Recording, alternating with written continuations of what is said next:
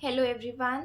आज मैं आपको बताऊंगी what are the warning sign among your children जिनको आपको बिल्कुल भी इग्नोर नहीं करना है। आप उन्हें देखिए, समझिए, उन साइन को इवैल्यूएट करिए और एक्शन लीजिए। ठीक है, तो what is the best time जब आपको अपने बच्चे के लिए एक अच्छा काउंसलर, एक अच्छा गाइड या फिर एक अच्छा साइकियाट्रिस्ट सेलेक्ट कर लेना चाहिए। मैं आपको कुछ ऐसे फील्ड बताऊंगी, कुछ ऐसे एरियाज बताऊंगी जिन पे आपको फोकस करना है। और बच्चे में अगर सडन चेंज आपको देखने को मिलता है तो आप इमीडिएटली उस चीज़ पे एक्शन लीजिए। सो नंबर वन इज, अगर बच्चे के अंदर आपको स्लीपलेसनेस की टेंडेंसी दिखाई दे रही है तो आप उस चीज़ को देखिए। बच्चा क्या कर रहा है? देर से सो रहा है, बच्चा सो नहीं पा रहा है, बहुत देर तक जगा है, बेड पे तो लेटा है बट वो उसको नींद नहीं आ रही है, करवट बदल रहा है इधर से उधर, उधर से इधर, बट उसको नींद नहीं आ रही है। बच्चा कुछ कहना चाहता है बट वो कह नहीं पा रहा है, मम्मा से या फिर पापा से या फिर उनके जो एल्डर ब्रदर हैं, सिस्टर हैं, उनसे बहुत चिपक के सो रहा है।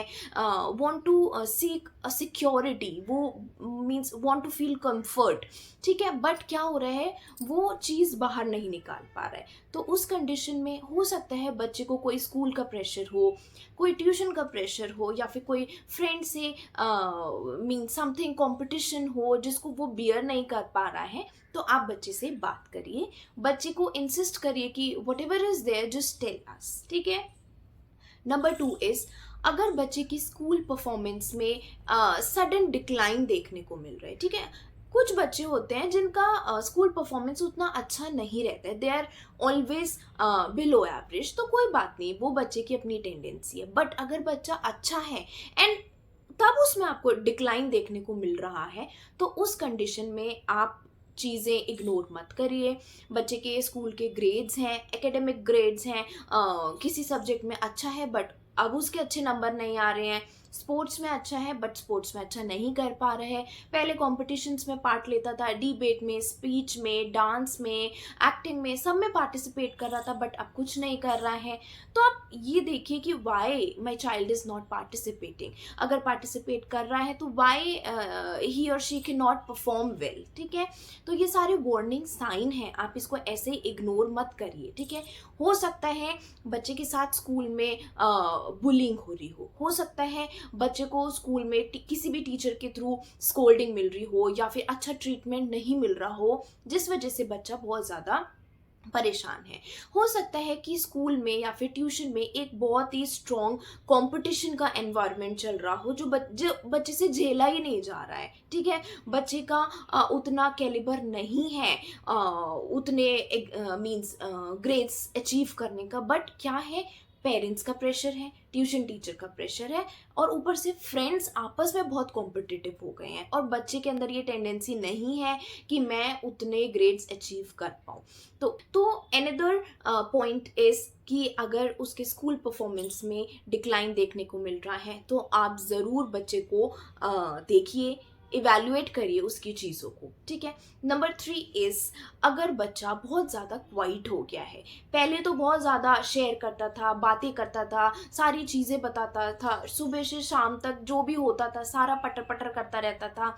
सी, बच्चों के अंदर एक टेंडेंसी होती है, they are never at rest. ठीक है, वो कभी भी आपको शांत नहीं दिखेंगे, खेलते रहेंगे, कूदते रहेंगे, कुछ ना कुछ इंजीनियरिंग अपनी करते रहेंगे, राइट, आपसे बातें करते रहेंगे, क्वेश्चन करते रहेंगे, उनका दिमाग हमेशा चलता रहता है। ठीक है, उनका मुंह हमेशा चलता रहता है, हाथ पैर हमेशा एक्टिव होते हैं। बट अगर आप देख रहे हैं, I am not talking about all the children, but exceptions are always there, but generally बच्चे एक्टिव होते हैं। ठीक है, और आप देख रहे हो सडनली हमारा बच्चा जो है थोड़ा कम एक्टिव हो गया है, अपने अपने में रहने लगा है, चीज़ें शेयर नहीं करता है, और मीन्स बहुत क्वाइट हो गया है, चीज़ें सीक्रेट रखने लगा है, तो देयर इज़ अ प्रॉब्लम। ठीक है, हो सकता है उसको रोल कॉन्फ्लिक्ट हो। ठीक है, हो सकता है उसको रोल कन्फ्यूजन हो, आइडेंटिटी कन्फ्यूजन हो, पीयर प्रेशर हो, या फिर मीन्स एनीथिंग, कुछ भी हो सकता है। क्योंकि सी, बच्चा जब स्कूल जाता है, ट्यूशन जाता है,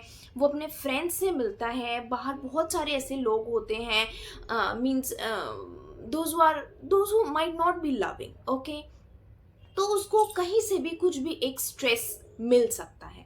तो आप बच्चों को ये हैबिट ज़रूर डलवाइए कि आप कहीं भी जा रहे हो, कहीं भी कुछ भी कर रहे हो, घर पे आके पेरेंट्स के संग चीज़ें शेयर करो, ठीक है? स्कूल में क्या पढ़ाया, ट्यूशन में क्या हुआ, फ्रेंड से क्या बातें हुई, आपकी क्या हुआ, खेले कूदे, पढ़ाई करी, क्या शेयर करा, आप बच्चे के अंदर ये टेंडेंसी डालिए। इससे क्या होता है, बच्चा भी अपने अंदर हैवीनेस नहीं रखता है, अपनी चीज़ें शेयर करता है, प्रेशर नहीं लेता है, डिप्रेस नहीं होता है, लाइट फील करता है, ठीक है? एटलीस्ट एक सर्टेन एज तक तो हम ये बच्चे से एक्सपेक्ट कर सकते हैं कि वो हमें चीज़ें शेयर करे, right? Number 4 is over thinking. ऐसा नहीं है कि केवल बड़े लोग ही ओवर थिंकिंग करते हैं। इवन आजकल आप देखिए छोटे बच्चों को भी उन्होंने स्टैंडर्ड्स सेट कर लिए कि मुझे ऐसा करना है, मुझे ऐसा बनना है, मुझे ये अचीव करना है। सो उस चीज़ के लिए बच्चे भी बहुत ज़्यादा ओवर थिंकिंग करने लगे हैं, ठीक है? क्योंकि क्या होता है, पेरेंट्स की एक्सपेक्टेशंस भी होती हैं, टीचर्स की एक्सपेक्टेशंस भी होती हैं, फ्रेंड्स की एक्सपेक्टेशंस भी होती हैं। तो उन सब के बीच में बच्चा एक अपनी एक्सपेक्टेशन बना लेता है, जिसको अगर वो नहीं मीट कर पाता तो वो ओवर थिंकिंग करने लग जाता है, स्ट्रेस लेने लग जाता है एंड फाइनली डिप्रेस्ड हो जाता है। तो इसीलिए दीज आर द एरियाज जिसमें आपको फोकस करना है, और अगर कोई अच्छे साइन देखने को नहीं मिल रहे हैं तो आप उसको इग्नोर मत करिए। एक अच्छे काउंसलर के पास जाइए, एक अच्छे साइकियाट्रिस्ट के पास जाइए। वैसे my advice is parents are the best counsellor, उनसे अच्छा बच्चों को कोई नहीं जानता। तो आप उनके संग टाइम स्पेंड करिए, बातें करिए। क्या होता है बच्चों के संग, जब आप बातें करते हो ना तो वो अपनी सारी चीज़ आपके सामने ला के रख देते हैं, राइट? आप उनसे बातें करिए, टाइम स्पेंड करिए, खेलिए कूदिए, वो अपनी सारा चिट्ठा आपके सामने खोल के रख देंगे, ठीक है? इससे क्या होगा, आप अपने बच्चे को बहुत अच्छे से जान पाएंगे, उनकी प्रॉब्लम्स, उनकी अच्छी चीज़ें, उनकी बुरी चीज़ें, उनकी परेशान करने वाली चीज़ें आपको सब पता होंगी, और आप अपने बच्चे को एक राइट ट्रैक पे ला सकते हैं। So these are the sign you should not ignore, और आपको उन पे एक्शन लेना चाहिए।